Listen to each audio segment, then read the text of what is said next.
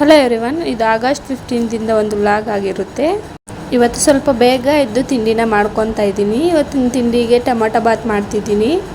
Tomato cut ಮಾಡಿ ಮಾಡೋದಕ್ಕಿಂತ ಈ ರೀತಿ ಟೊಮೊಟೊ ರುಬ್ಕೊಂಡು ಟೊಮೊಟೊ ರೈಸ್ ಬಾತ್ ಮಾಡಿದರೆ ತುಂಬಾ ರುಚಿಯಾಗಿರುತ್ತೆ. ಇವತ್ತು 7 ಗಂಟೆಗೆ ತಿಂಡಿ ರೆಡಿ ಆಗೋಯ್ತು. ಯಾಕಂದರೆ ರಿಷಿತಾಗೆ ಇಂಡಿಪೆಂಡೆನ್ಸ್ ಡೇ ಫಂಕ್ಷನ್ ಇರೋದ್ರಿಂದ ಅವಳು ಕೂಡ ಡ್ಯಾನ್ಸ್ಗೆ ಸೇರಿದ್ಲು. ಅವಳನ್ನು ಕೂಡ ರೆಡಿ ಮಾಡಬೇಕಾಗಿತ್ತು. ಹಾಗಾಗಿ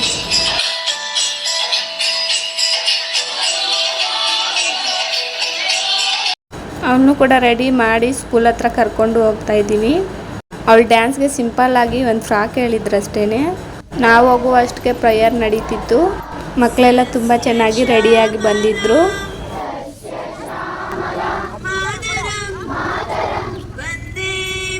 ಫಂಕ್ಷನ್ ಮುಗಿಸ್ಕೊಂಡು ಶಾಪಿಂಗ್ಗೂ ಕೂಡ ಹೋಗಿದ್ದು. ಇಲ್ಲೇ ಹ್ಯಾಂಡ್ ಕ್ರಾಫ್ಟ್ ಮತ್ತು ಹ್ಯಾಂಡ್ಲೂಮ್ ಎಕ್ಸಿಬಿಷನ್ ನಡೀತಿತ್ತು. ಫುಲ್ ವಿಡಿಯೋ ಅಪ್ಲೋಡ್ ಮಾಡಿದ್ದೀನಿ, ಒಂದ್ಸರಿ ಚೆಕ್